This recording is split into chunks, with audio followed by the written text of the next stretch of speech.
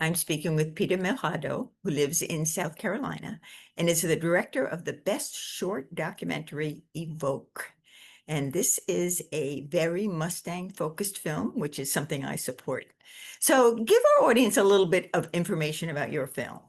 Yeah, so it's obviously a short film, so it gives a brief overview of the history of the Mustang, obviously being pivotal for this country, and sort of the current modern day predicament they're in with overpopulation and starvation.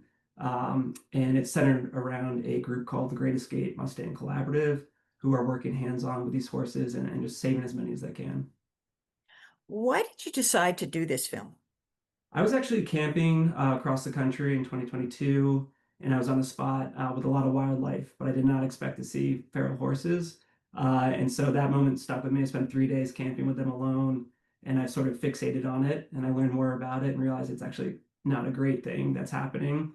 And started talking to organizations and met Brittany at Great Escape and pitched her the idea of coming out and filming for a couple days. And what would you like your audience to take away from this film? I think, I mean, obviously, it's a huge problem with starvation and kill houses, and no one really knows about it, but it's also a really complicated issue. So there's no solution, but at the end of the day, people are on the ground getting their hands dirty, doing the work.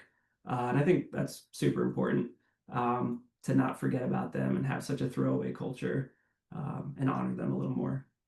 I'd actually like you to share a little more of the problem of these wild horses. Yeah, so they were domesticated and used for agriculture and war. And basically, once we didn't need them anymore with machinery, they were set out onto the land, and they were purposely set on the land to create more horses for war. And so their population exploded when this happened, and the land can't support them. And so it ends up with them starving and living horrible lives, or going to be slaughtered in Canada or Mexico because it's illegal here, but it's a loophole. So there's no space for them. And again, it's really complicated. So there is no clear-cut solution in this film, but at least get people thinking about it and hopefully trying to honor them because it's pretty wild to be out there with, you see this domesticated animal and then you're out there in the wild and it's feral. And so I think they deserve better than that.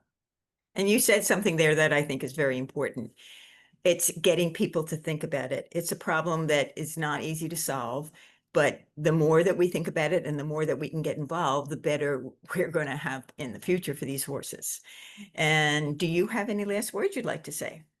No, but I think, yeah, every bit can help. And these horses are still very useful in today's society for jobs that other horses can't do. And so there is a place for them. And so, yeah, like you said, uh, it helps with people knowing and giving a little money or giving their time. So I think that helps a lot. And I think it's pretty amazing to see a wild horse maybe a year later after somebody's worked on training it and it seems so calm and gentle and kind and everything. So it is a cause that really is worth following. And I am Diana DeRosa reporting for the Tryon International Film Festival and the Equus Television Network.